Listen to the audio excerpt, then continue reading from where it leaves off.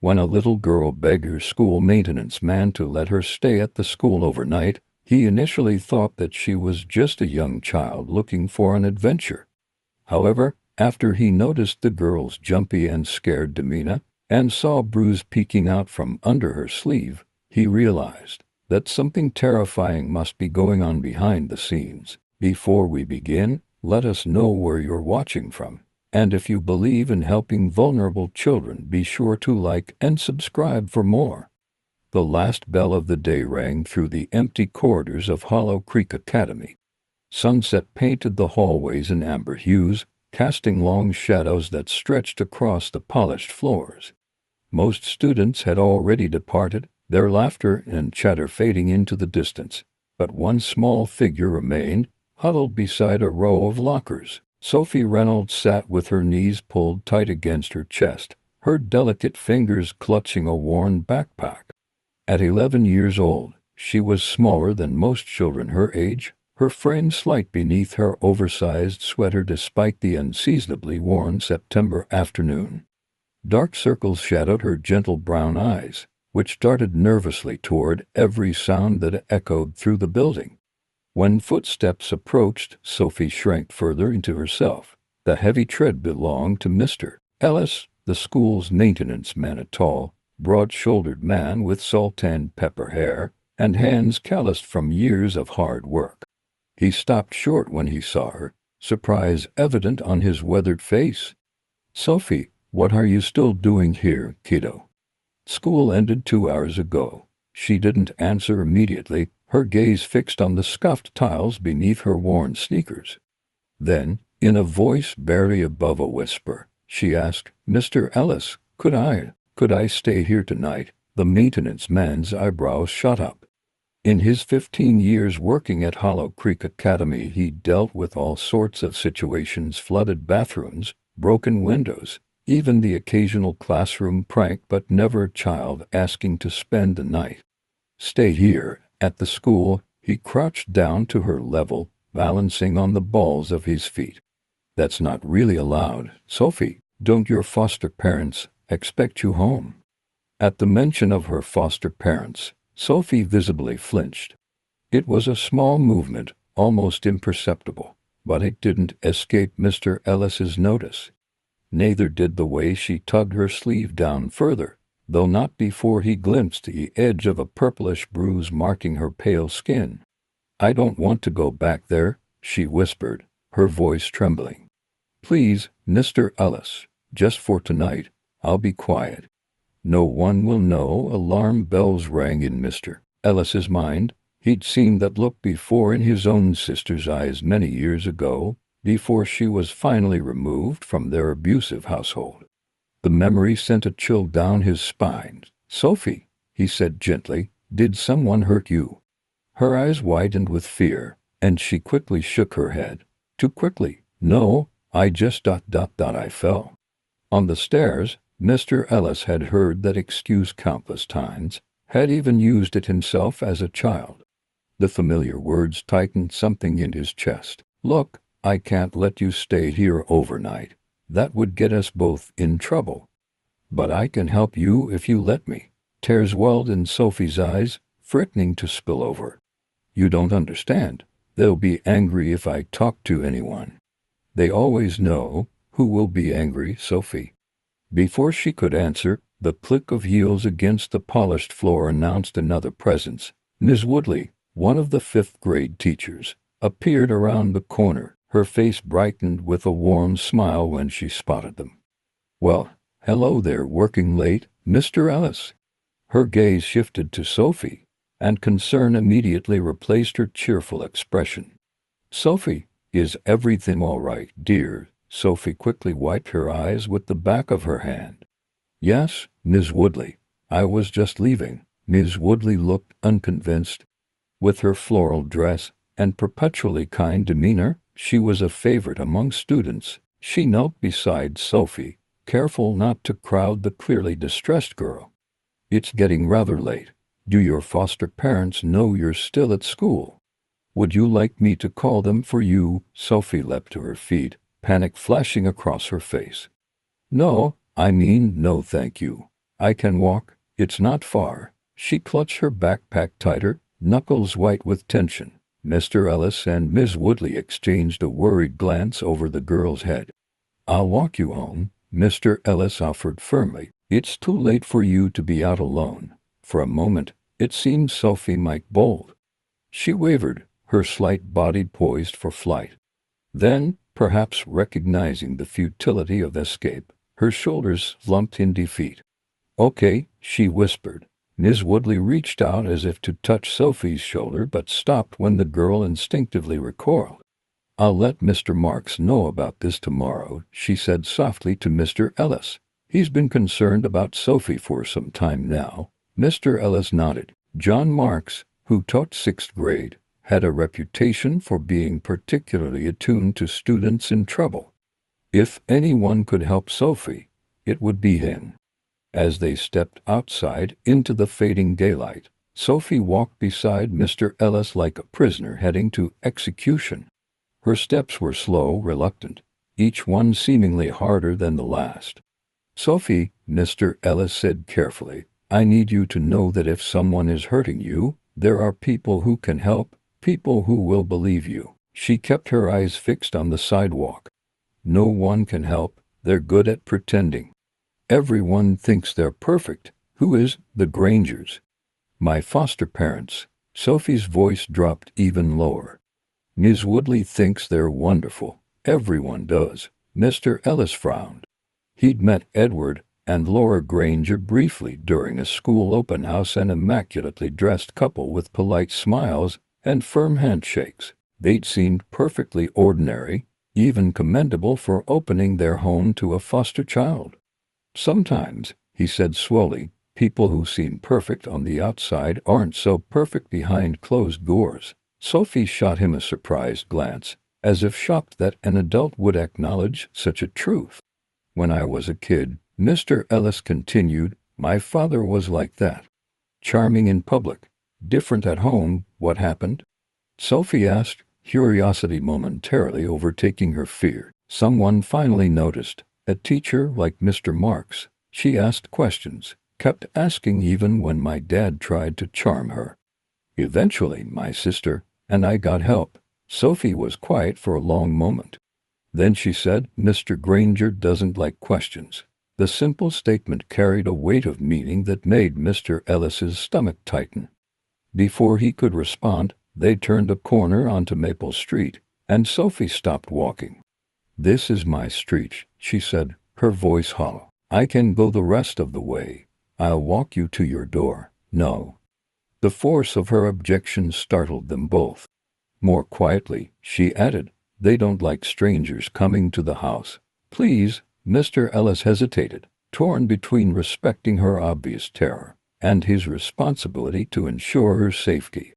Sophie, please, Mr. Ellis. It'll be worse if you come. Her eyes, wide and pleading, met his for the first time that afternoon. He made a decision then. All right, but I'm going to make some calls tonight. Tomorrow, we're going to talk to Mr. Marks and Miss Carver from Social Services.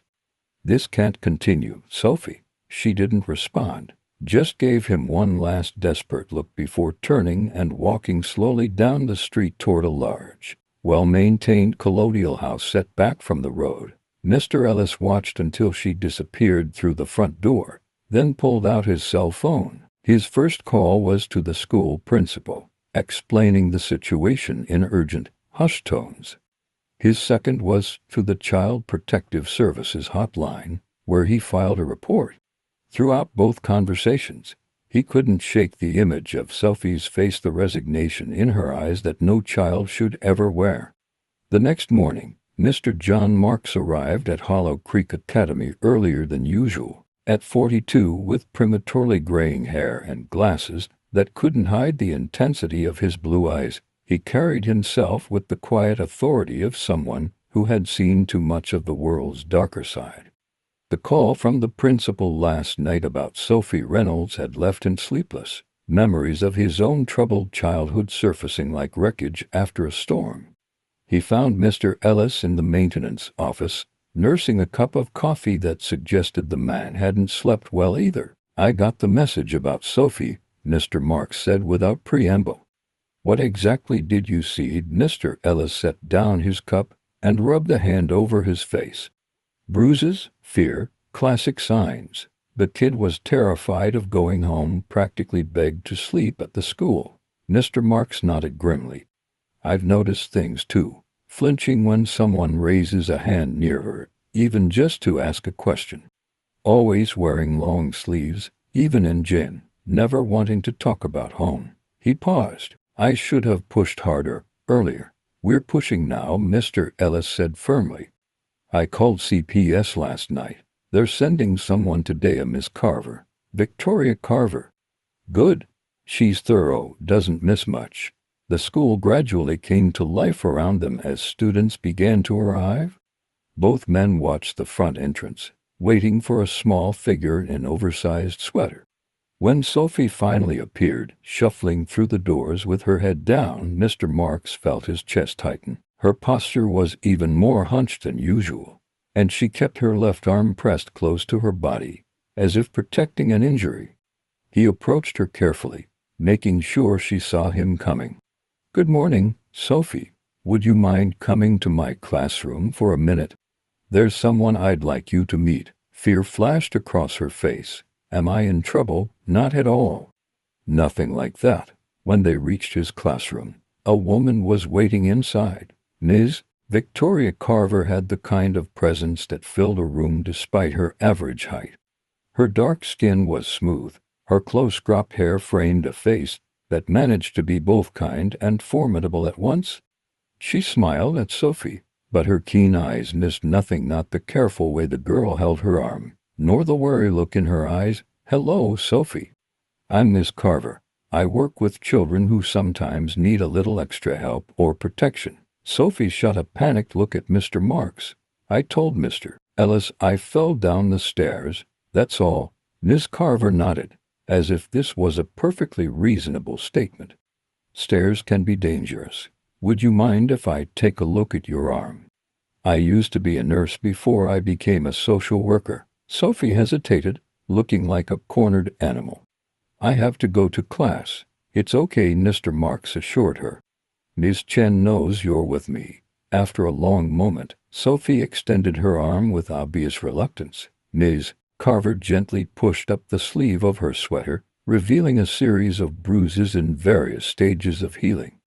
Some were clearly fresh, vivid purple against her pale skin. Others had faded to sickly yellow. Ms. Carver kept her expression neutral, but Mr. Marks saw her jaw tighten. That must hurt, she said softly. Sophie, can you tell me how this happened? I told you. The stairs, all of these. From one fall, Sophie stared at the floor. I fall a lot.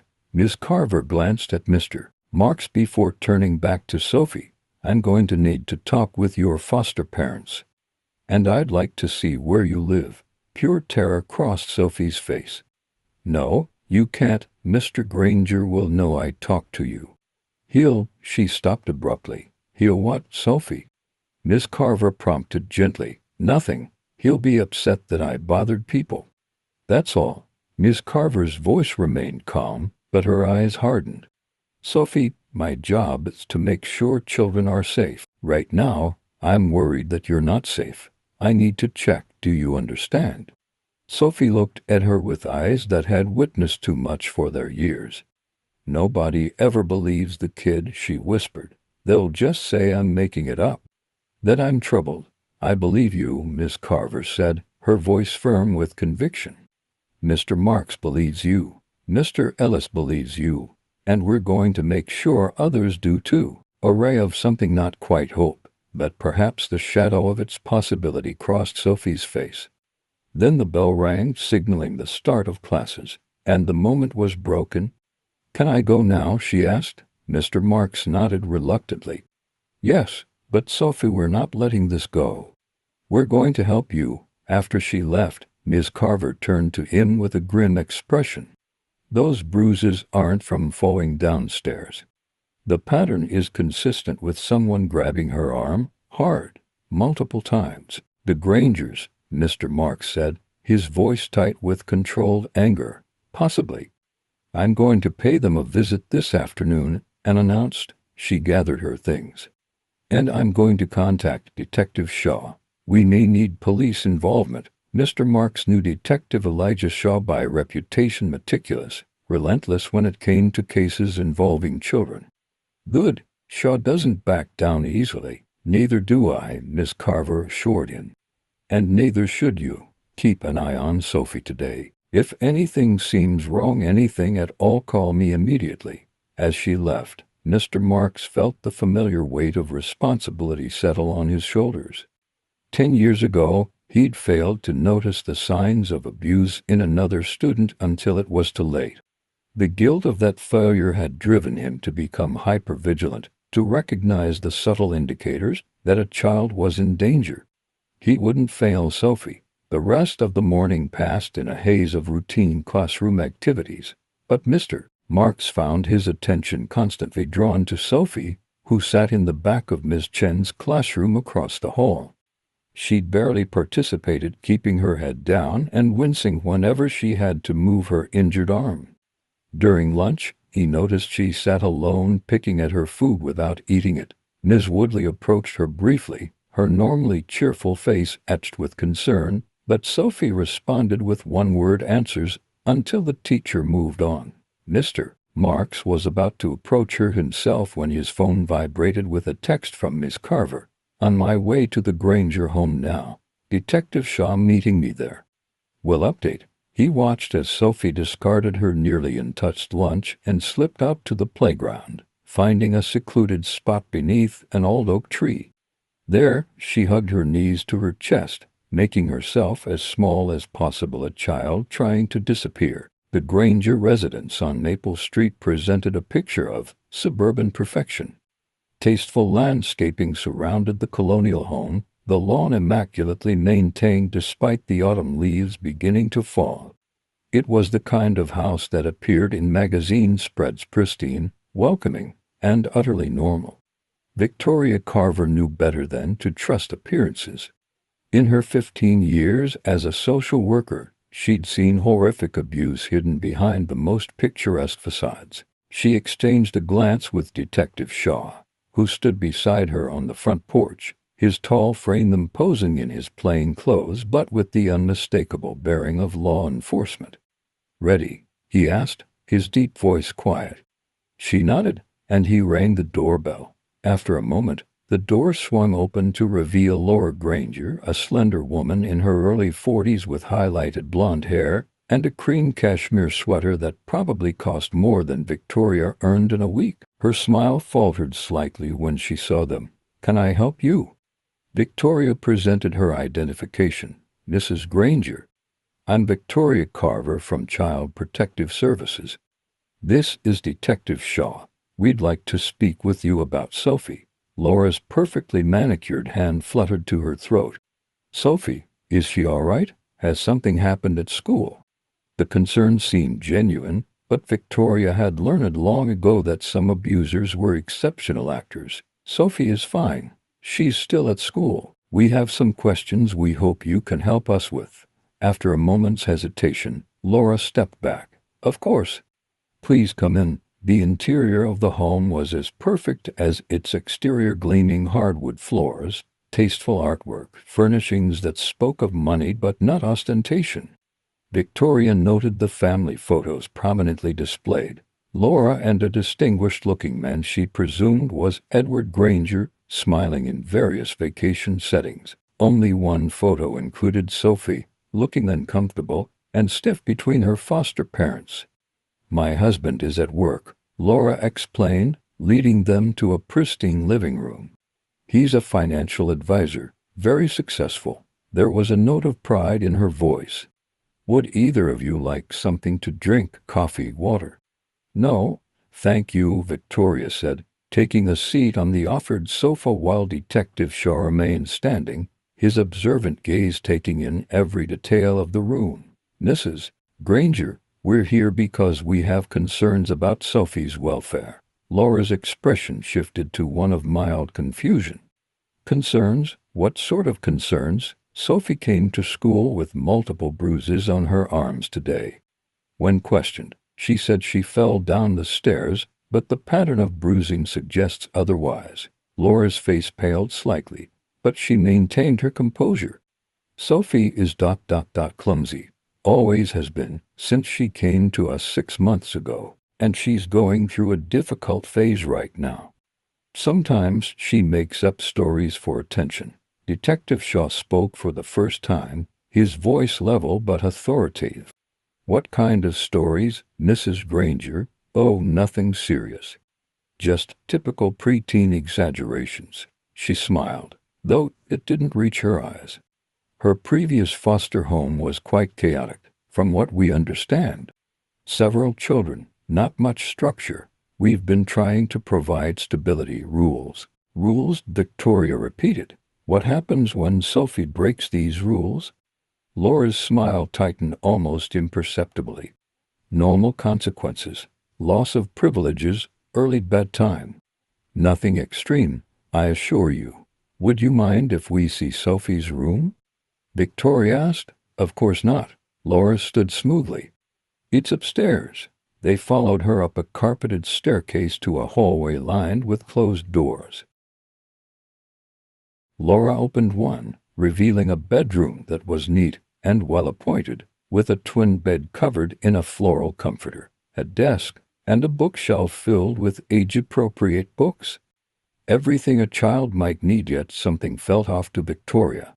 The room lacked personality, any sign that a real child lived there. No posters on the walls, no trinkets or treasures, none of the typical clutter of childhood. Sophie isn't very tidy by nature, Laura said, as if reading her thoughts. We've been working with her on that. Edward believes in the importance of order. Detective Shaw moved to the closet and opened it, revealing a row of clean, sensible clothes hanging in perfect alignment. May I? He asked, nodding toward the desk. Laura's hesitation was brief but noticeable. Certainly. He pulled open the top drawer, finding neatly arranged pencils and paper. The second drawer held school books. The third was locked. What's in this drawer, Mrs. Granger? He asked. I'm not sure. Sophie must have locked it. Children and their secrets. Her laugh sounded hollow. Do you have a key? I'm afraid not. Detective Shaw met Victoria's eyes, a silent communication passing between them. They'd need to come back with a warrant if they wanted to see what was hidden in that drawer. Mrs. Granger, Victoria said as they headed back downstairs, we'll need to speak with your husband as well. And we'll need to interview Sophie separately, in a neutral location. Laura's pleasant demeanor cooled. I don't understand why this is necessary. We've opened our home to a troubled child, provided everything she could need, and now we're being treated like criminals because she's prone to accidents. We're just doing our job, Mrs. Granger, Detective Shaw said mildly. Making sure Sophie is safe. She's perfectly safe here. Safer than she's ever been. Laura's voice held an edge now. I hope you're not planning to disrupt our family based on the imagination of a child who's had a difficult past. The implicit threat wasn't lost on Victoria. People like the Grangers, wealthy, respected, connected, could make investigations difficult. They knew how to apply pressure, whom to call, which strings to pull. We're not trying to disrupt anything, Victoria assured her. But we do need to follow up on any signs of potential abuse. I'm sure you understand, as foster parents, that Sophie's welfare is our primary concern. Laura's smile returned, though it was decidedly cooler now. Of course. And as her foster parents, it's our primary concern as well. As they left the perfect house on Maple Street, Victoria couldn't shake the sense of unease that had settled in her stomach. On the surface, everything seemed in order, yet something felt profoundly wrong. Your thoughts? Detective Shaw asked, as they walked to their cars. To perfect, Victoria said immediately. The house, the room, even Mrs. Granger herself. It's like a stage set. He nodded. The locked drawer bothers me. And did you notice? No sound insulation in this neighborhood, houses close together. If a child were being abused, neighbors would hear. Victoria finished his thought. Unless ... double quotes, unless the abuse doesn't leave audible evidence. Or happen somewhere else. His face darkened. We need to talk to the husband, and we need to get Sophie out of that house until we know more. Victoria checked her watch. School's out in an hour. I'll make arrangements for emergency placement if necessary. What they couldn't know was that Laura Granger was already on the phone, her manicured nails tapping an agitated rhythm on the granite countertop as she waited for her husband to answer. "Edward," she said when he finally picked up, her voice tight with controlled anger. "We have a problem. That little brat has been talking." Sophie sensed something was wrong the moment the final bell rang.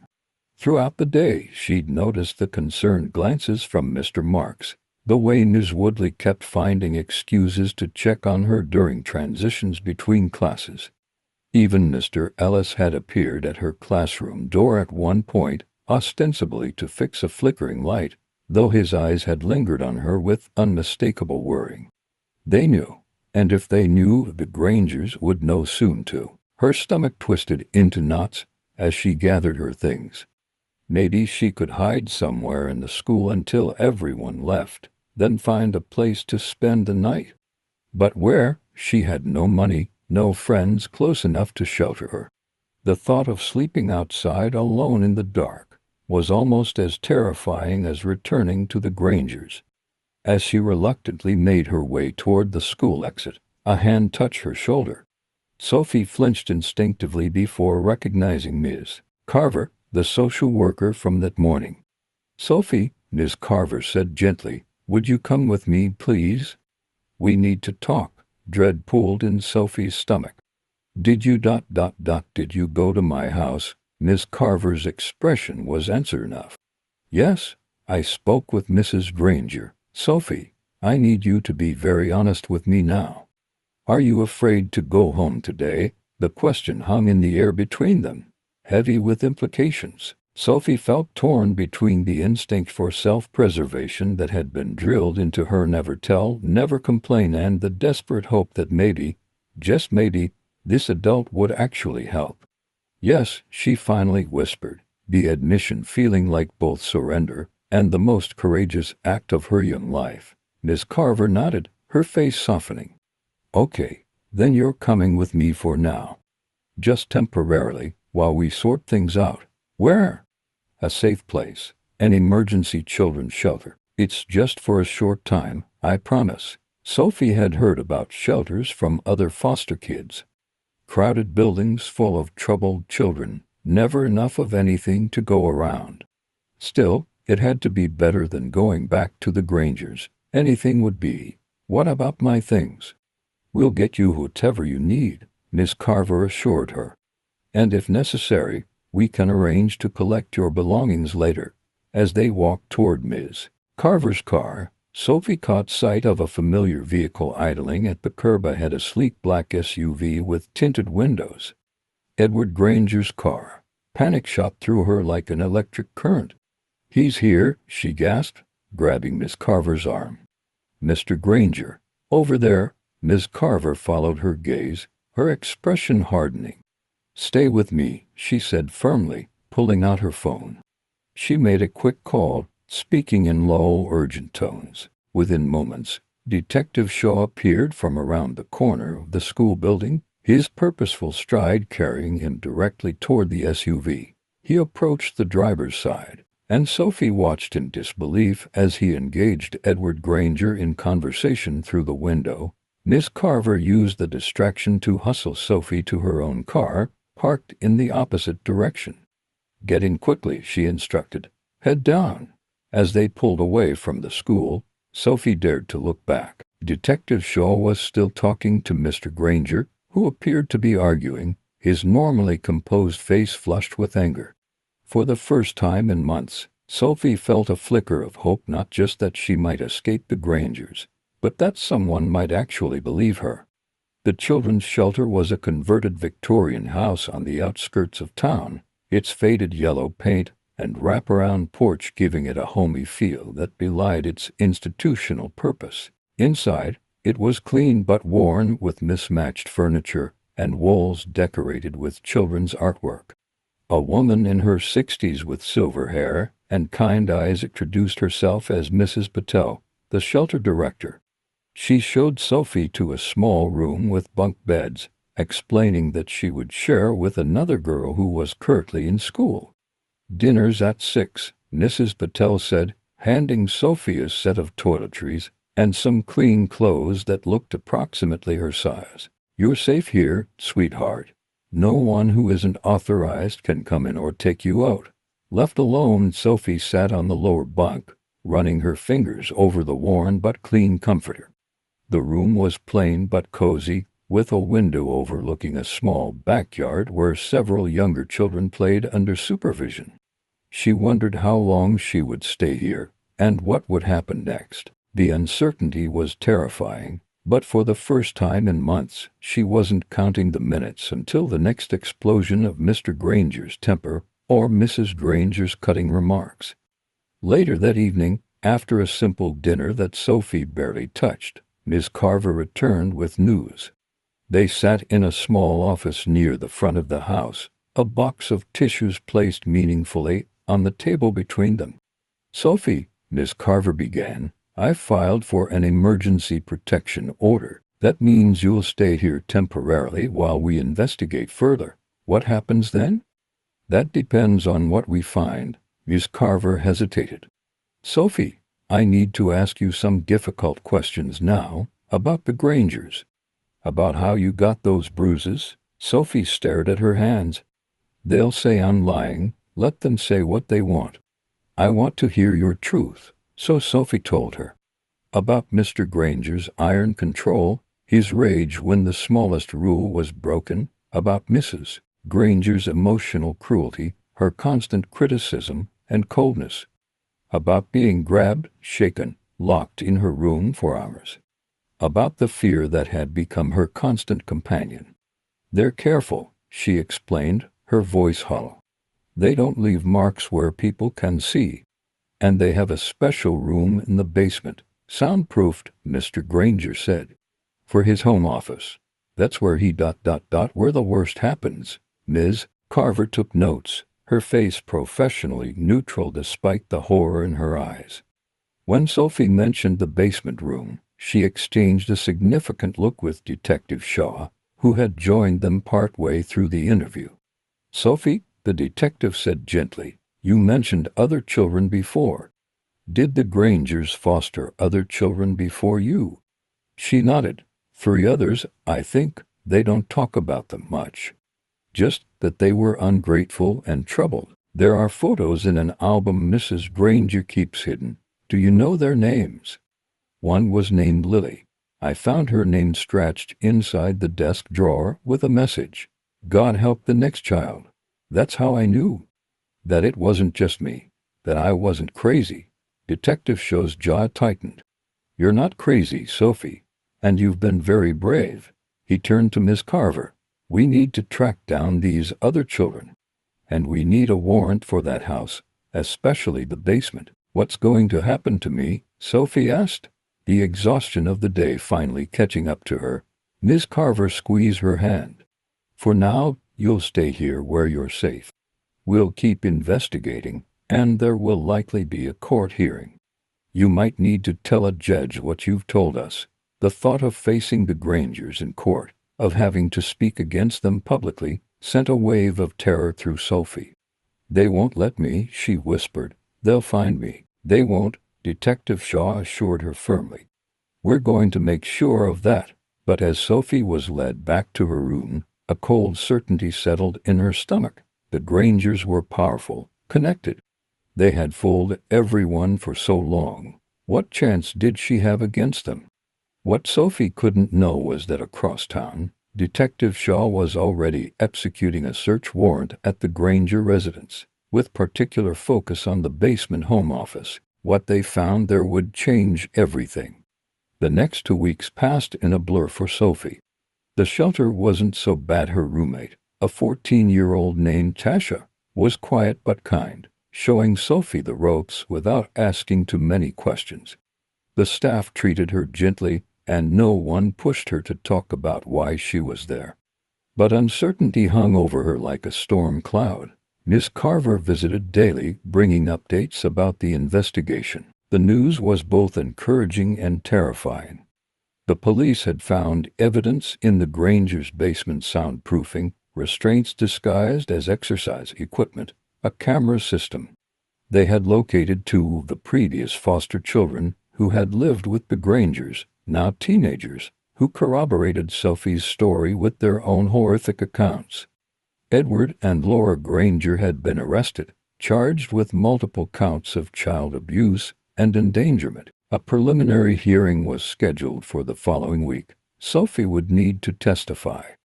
"I can't do it," she told Miss Carver, panic rising in her throat. "I can't face them. They'll know I'm talking about them. And they single quotes lol ... They can't hurt you anymore," Miss Carver insisted. "They're not allowed anywhere near you." But Sophie knew better. The Grangers' influence extended far beyond their physical presence. Mrs. Granger had friends everywhere: at church, in local businesses, even at school. Sophie had once overheard her talking about her dear friend Eileen, who taught at Hollow Creek Academy. She hadn't thought much of it at the time, but now. "Ms. Woodley," Sophie said suddenly. Her first name's Eileen. "She's friends with Mrs. Granger." Miss Carver's expression sharpened. "Are you sure about this, Sophie?" "Yes. Mrs. Granger talked about her all the time. How they went to college together, how Ms. Woodley kept her informed about what happened at school." Miss Carver made a note, her face grin. "I'll look into it. In the meantime, you're still safe here. The Grangers are in custody, and no one who isn't authorized can see you." Despite these reassurances, Sophie couldn't shake her fear. She began having nightmares, vivid dreams of the Grangers finding her, dragging her back to that soundproofed room in the basement. She would wake gasping, drenched in sweat, Tasha watching her with concerned eyes from the top bunk. "Bad dreams?" Tasha asked one night after a particularly violent nightmare had jolted Sophie awake. Sophie nodded, still trembling. "I used to get them too," Tasha said quietly, "when I first came here. About my stepdad." She hesitated. "It gets better. Not right away, but it does." "Did you have to testify?" "In court, yeah. It was scary, but afterward, it felt good, like I finally had power over him, instead of the other way around." Sophie wasn't sure she believed that was possible. The morning of the preliminary hearing arrived with a gray, drizzling sky that matched Sophie's mood.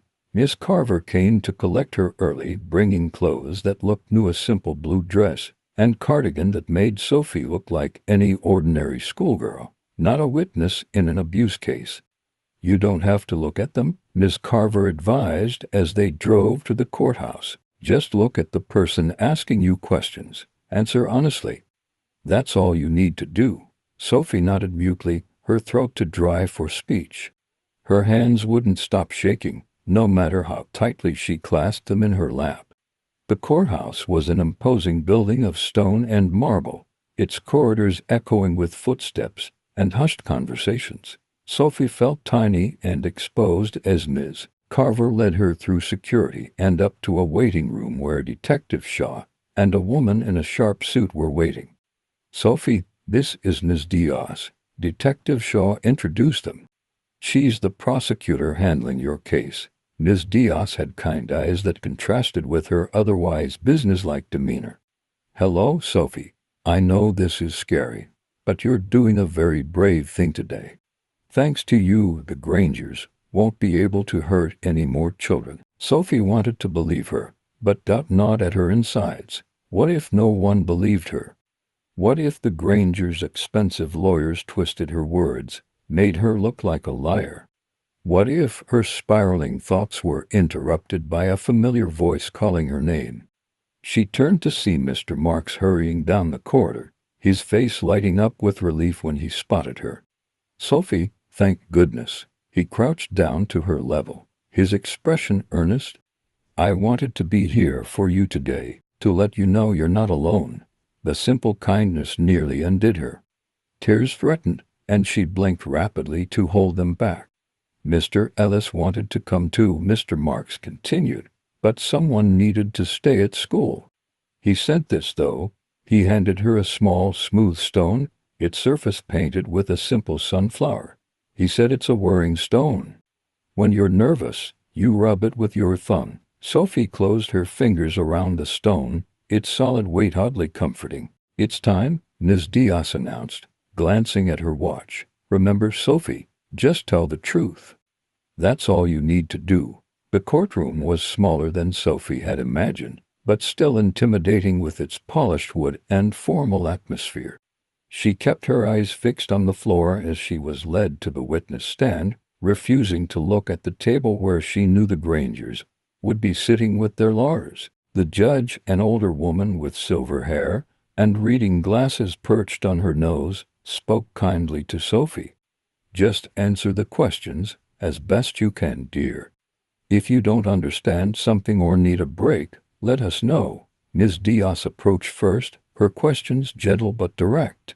She guided Sophie through her time with the Grangers, the rules, the punishments, the fear.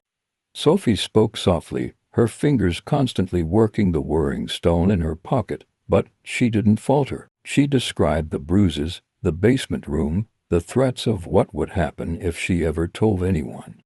"They said no one would believe me," she said, her voice barely audible. "That I was just a troubled foster kid, and they were respected members of the community. And yet you chose to speak up," Ms. Diaz noted. "Why?" Sophie thought for a moment.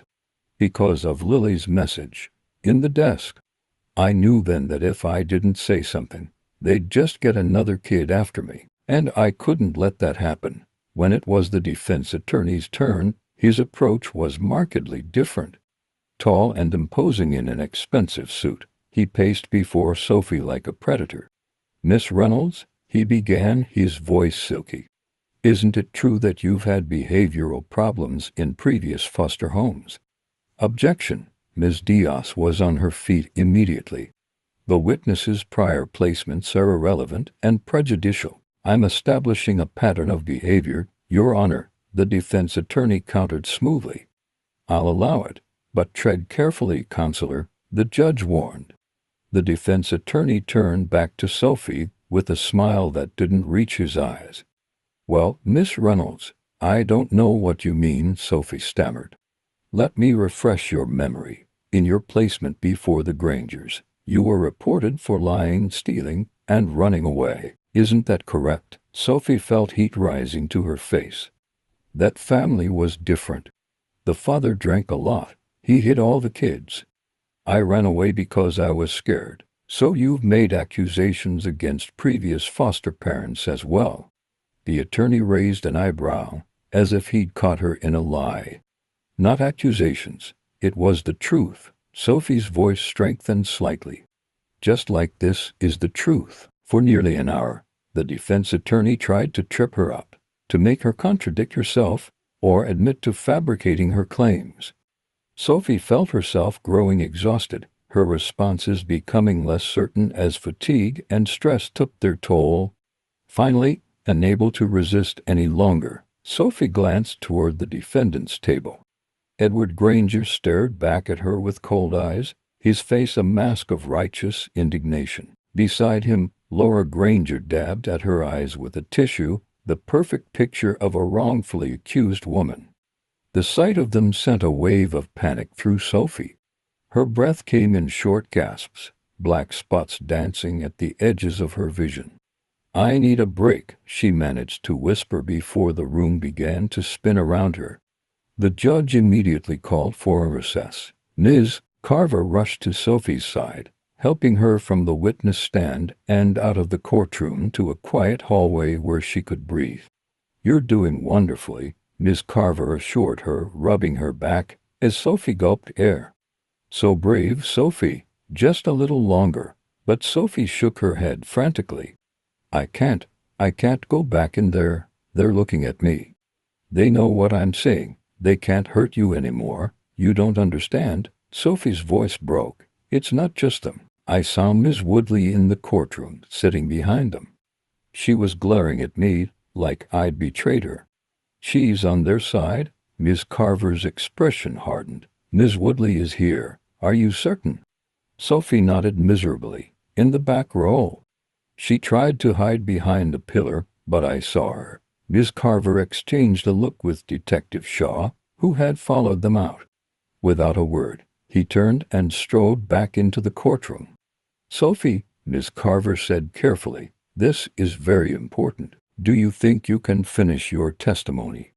I know it's hard, but it's the only way to make sure the Grangers can't foster any more children. Sophie thought of Lily, whose message had given her courage. Of the other children who had suffered in that house before her. Of future children who might suffer if she gave up now. Slowly, she nodded. I'll try. When she returned to the witness stand, Sophie noticed that Miss Woodley was no longer in the courtroom. Somehow, this gave her renewed strength. As the defense attorney resumed his questioning, she found herself answering more confidently, keeping her eyes fixed on the whirring stone now clutched in her hand. Given your history of behavioral problems, the attorney was saying, isn't it possible that the bruises on your arms were self-inflicted? A cry for attention, perhaps. Sophie looked up, meeting his gaze directly for the first time. No, she said clearly. Mr. Granger did it. When I forgot to address him as sir. When I didn't fold my clothes exactly right. When I got an A instead of an A+ on a math test. That seems like an extreme reaction to minor infractions, the attorney noted with practiced skepticism. It was extreme, Sophie agreed. That's why I'm here. A murmur rippled through the courtroom, and Sophie saw the defense attorney's confident expression falter slightly. He tried a different approach. You mentioned a special room in the basement, yet when police searched the Granger's home, they found a perfectly ordinary home office. Soundproofed, yes, but Mr. Granger works with confidential financial information. That's hardly suspicious. They changed it, Sophie said, certainty in her voice. After Miss Carver visited, I heard Mrs. Granger on the phone with Mr. Granger that day. She said they had a problem, that I had been talking. She said they needed to clean up before anyone came back. The defense attorney frowned. That's quite an accusation. Do you have any proof of this alleged phone call? No, but Sophie hesitated, then remembered something. The locked drawer in my desk. Did anyone check that? Ms. Diaz straightened in her chair. Your Honor, we have not yet been able to access a locked drawer in the witness's bedroom. The Grangers claim not to have a key. I have a key, Sophie said quietly. I hid it under a loose floorboard beneath my bed. In the drawer is a journal I kept, and pictures of the bruises. I knew no one would believe me without proof, so I started collecting it. The revelation caused another stir in the courtroom. Even the judge looked surprised. Your Honor, Ms. Diaz said, rising. I request a recess to retrieve this evidence. Granted, the judge said firmly. Court will resume tomorrow morning at 9. As Sophie was led from the courtroom, she could feel the Granger's eyes boring into her back, their silent fury palpable. But for the first time in months, she didn't shrink under their gaze. She had spoken her truth, and tomorrow she would have proof. Mr. Marks insisted on driving Sophie back to the shelter himself. You were incredible in there, he told her, genuine admiration in his voice. I'd never seen such courage. Sophie leaned her head against the car window, watching raindrops trace patterns down the glass. I was scared the whole time. That's what makes it courage, Mr. Marks said gently, doing something even though you're scared. They drove in companionable silence for a while before Sophie asked, what happened to Miss Woodley? She disappeared from the courtroom. Mr. Marks's hands tightened on the steering wheel. Detective Shaw had her removed. Apparently, there's evidence she was feeding information to the Grangers about you and other vulnerable students. She's being investigated now, too. She always seemed so nice, Sophie said softly. Sometimes the people who seem nicest are hiding the most. Mr. Marks sighed. I should have seen it. She was always very interested in foster children, always volunteering to mentor them. "It wasn't your fault," Sophie said, surprising herself with the certainty in her voice. "The Grangers are good at fooling people. That's how they got away with it for so long." Mr. Marks glanced at her, a sad smile touching his lips. "When did you get so wise?" She shrugged, turning back to the window. "I had to understand the people who were hurting me. It was the only way to survive." At the shelter, Mrs. Patel greeted them with warm food and warmer smiles, fussing over Sophie like a grandmother. "You need rest," she insisted. "Tomorrow is another big day." After dinner, as Sophie prepared for bed, Tasha approached her somewhat hesitantly. "I heard you testified today," she said. "How did it go?" "Better than I thought," Sophie admitted. "But we're not done yet." Tasha nodded knowingly. "It's never over in one day. But listen, some of us are watching a movie in the common room. Nothing scary, just a funny one. Want to join? Might help get your mind off tomorrow." The invitation was so normal, so wonderfully ordinary, that Sophie almost cried. "Yeah," she said, managing a small smile. "I'd like that." Surrounded by other children with their own stories of survival, Sophie watched the movie without really seeing it, her mind constantly returning to the courtroom, to the journal hidden in her desk drawer, to what might happen tomorrow. But for a few brief hours, she allowed herself to laugh, to be just another kid watching a silly movie on a rainy evening. Later, lying in bed, she whispered into the darkness, "Tasha? Are you awake?" Came the drowsy reply from the top bunk. "Do you ever wonder what's going to happen to you after all this is over?" Tasha was quiet for so long that Sophie thought she might have fallen asleep. Finally she said, "Sometimes, but I try not to. It just makes me anxious. You know better to take it one day at a time. But don't you want a real home? A family, sure, but I've been disappointed too many times. It's safer not to hope too much." Sophie understood that feeling all too well. Hope was dangerous. Hope could break your heart, and yet, a tiny seed of it had taken root inside her nonetheless. She fell asleep clutching Mr. Ellis's whirring stone, its smooth surface worn from her constant touch throughout the day. Her dreams, for once, were not haunted by the Grangers. The next morning dawned clear and bright, as if the world had been washed clean by yesterday's rain. Detective Shaw arrived at the shelter early, his face grim but satisfied. "We found the journal," he told Sophie as they drove to the courthouse. "And the photographs. They're exactly where you said they would be. Will it be enough?" Sophie asked anxiously. "More than enough. Your detailed accounts, the dates matching your school absences, the photographs clearly showing bruises in various stages of healing. It's compelling evidence." Miss Carver, who was riding in the front passenger seat, turned to look at Sophie. "There's something else you should know. After you mentioned Miss Woodley yesterday, we looked into her connection with the Grangers. It turns out she's Laura Granger's cousin, not just a college friend. And we found emails between them, discussing potential foster children who might be suitable." "Suitable for what?" Sophie asked, though she already suspected the answer. Detective Shaw's expression darkened further. "Children who were already labeled as troubled, children less likely to be believed if they reported abuse, children like you, Sophie." The realization that she had been specifically targeted made Sophie feel ill. "So, it was all planned from the beginning?" "It appears so," Miss Carver said gently.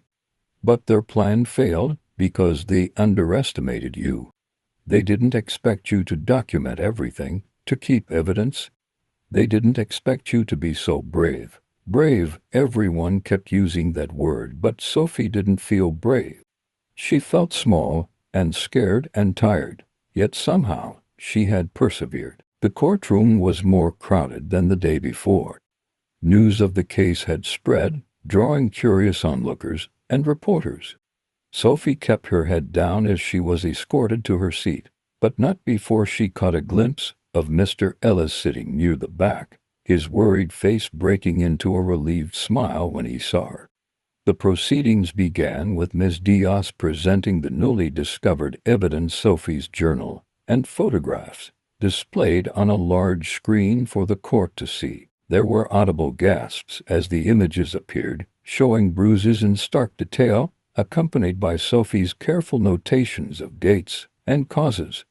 These photographs and journal entries, Ms. Diaz explained, provide contemporaneous documentation of the abuse Sophie Reynolds suffered while in the care of Edward and Laura Granger. The timestamps on the digital photos match the dates in the journal, which in turn correspond with days Sophie was absent from school or noted by teachers as being unusually withdrawn. The defense attorney attempted to argue that the evidence could have been fabricated, but the technical expert called by the prosecution confirmed the digital photos' metadata showed they were taken on the dates claimed, with no signs of manipulation. When it was the Grangers' turn to testify, their carefully constructed facade began to crumble. Edward Granger, normally so controlled, grew increasingly agitated under Ms. Diaz's questioning, especially when confronted with Sophie's meticulous records.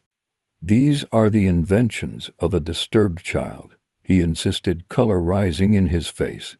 "Laura and I have provided nothing but structure and guidance, which is clearly what this girl desperately needs." "Structure and guidance," Ms. Diaz repeated, displaying a particularly graphic photo showing finger-shaped bruises on Sophie's arm. "Is this what you call structure, Mr. Granger, or perhaps this is guidance?" She showed another image, this one of Sophie's back, marked with what appeared to be belt welts. Edward Granger's composure finally broke. "Sometimes stronger measures are necessary. These children come to us damaged, undisciplined. They need to learn respect, to understand there are consequences for disobedience." A shocked silence fell over the courtroom. Even his own attorney looked stunned by the outburst. Laura Granger, sitting beside him, had gone pale, her perfectly manicured nails digging into her palms. "No further questions," Ms. Diaz said quietly. The defense made a valiant effort to recover, with Laura Granger tearfully claiming that her husband sometimes went too far in disciplining Sophie, but that she had never participated in or condoned any abuse. Her performance might have been convincing if not for the emails between her and Ms. Woodley, which painted a very different picture. By the time closing arguments were presented, the outcome seemed all but certain. The judge, after reviewing all evidence and testimony, ruled that there was more than sufficient cause to proceed to a full trial. The Grangers were remanded into custody, bail set at an amount so high that even they would struggle to meet it. As the courtroom began to empty, Sophie sat in stunned disbelief. It had worked. She had been heard believe. The Grangers were going to face consequences for what they had done. Ms. Carver squeezed her shoulder gently. "It's just the beginning of the legal process," she cautioned, "but it's a very good beginning." "You did it, Sophie." Outside the courthouse, Mr. Marks and Mr. Ellis were waiting. Mr. Ellis knelt down to Sophie's level, his weathered face creased with concern. "You okay, kiddo?" Sophie nodded, surprising herself by meaning it. "I think I will be. What happens now?" Mr. Marks asked Ms. Carver. "Sophie will stay at the shelter until we can find a suitable placement for her. Unfortunately, given the publicity of the case and Sophie's specific needs, that might take some time." Mr. Marks exchanged a glance with Mr. Ellis, some unspoken communication passing between them. Then he cleared his throat. "What if ... what if I applied to be your foster parent?" Temporarily, at least. Sophie's head jerked up, her eyes wide with disbelief. "You?" Ms. Carver looked equally surprised. "I didn't know you were licensed as a foster parent." "I am actually." Mr. Marks offered a small, self-deprecating smile.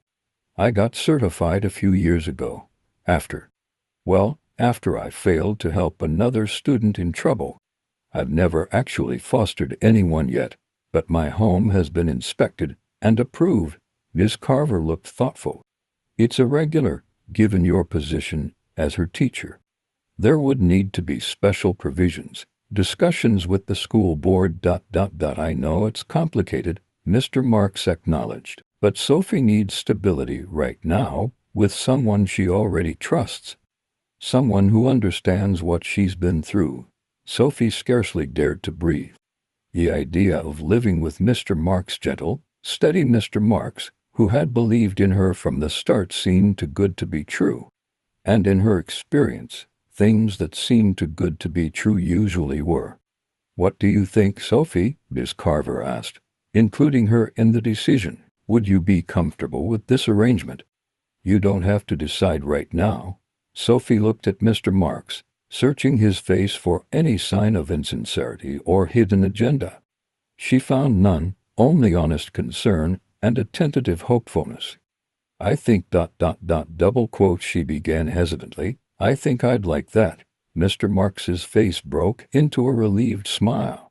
"Really, really," the word came out stronger this time, more certain. "Well then, Ms. Carver said, a smile softening her professional demeanor, "I'll start the paperwork today." As they walked down the courthouse steps together, Sophie felt a strange lightness in her chest. For the first time in longer than she could remember, the future didn't loom like a threatening shadow. Instead, it held the tentative promise of something she'd almost forgotten existed: hope.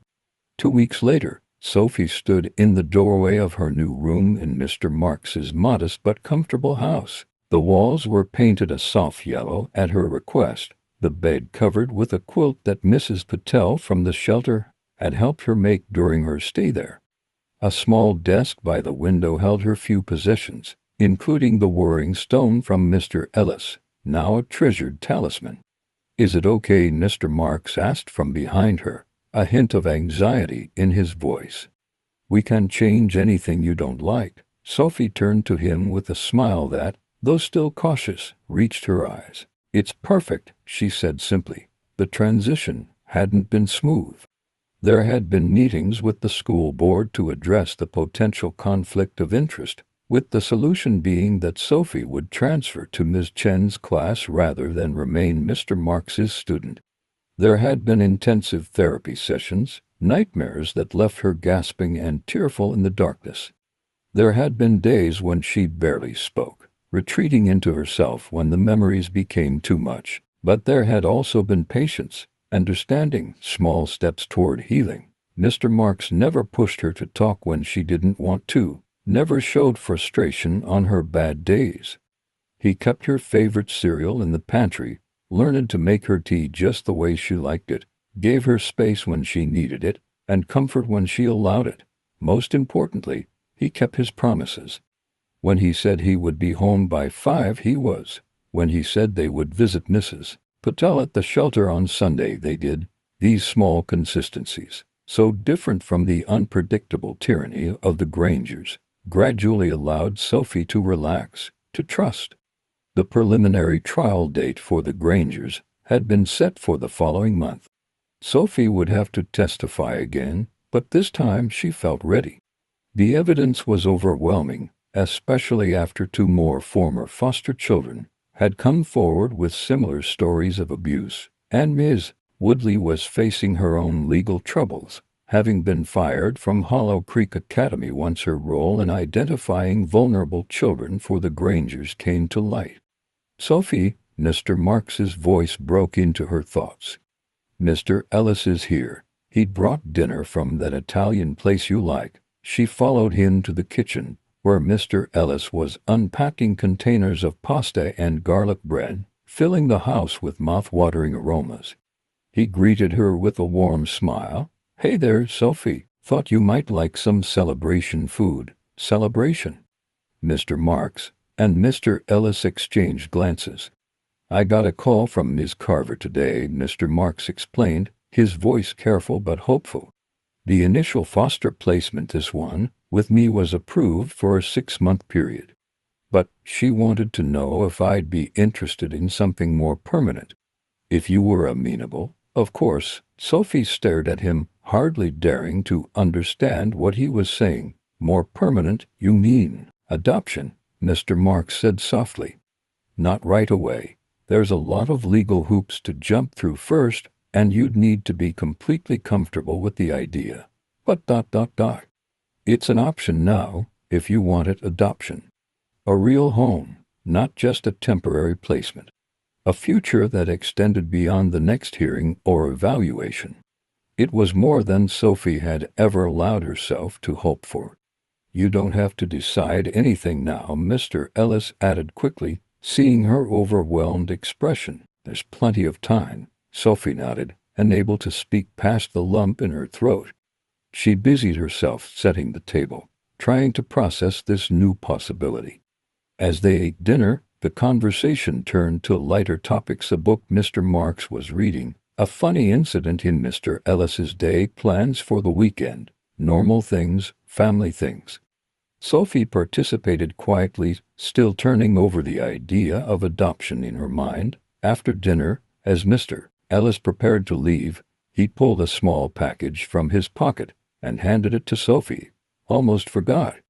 This is for you. Inside was a delicate silver chain with a sunflower pendant, a miniature version of the painted stone he'd given her. Mr. Marks mentioned you carry that stone everywhere, Mr. Ellis explained, looking slightly embarrassed. Thought you might like something a little more permanent. Something to remind you that you're not alone anymore. Sophie looked up at him, then at Mr. Marks, who stood nearby, his eyes warm with affection. These two men who had believed her when no one else would, who had fought for her, who were offering her not just safety but a future, a family. Thank you, she whispered, her voice thick with emotion. For everything. Later, as she stood at her bedroom window gazing at the stars, Sophie reflected on how much had changed in just a few short weeks. The Grangers no longer haunted her every thought. The future, once a source of dread, now held possibility. She was safe, she was believed, she was home. There would still be difficult days ahead, she knew. Testifying at the trial, continuing therapy, learning to trust. The scars of her time with the Grangers wouldn't disappear overnight. But for the first time, Sophie believed that healing was possible. That she was stronger than the wounds inflicted upon her. As she fingered the sunflower pendant at her throat, Sophie made a silent promise to herself and to Lily, wherever she was now. She would not let fear win. She would not be silenced. She would take this second chance and build something beautiful from the broken pieces of her past. Outside her door, she could hear Mr. Marks moving around the house, his presence a steady reminder that she wasn't alone anymore, that she never would be again. Sophie Reynolds, who had once been too afraid to speak, had found her voice. And with it, she had found her way home. Thanks for watching till the end. If you enjoyed the story, give this video a like if you haven't already, and subscribe for more.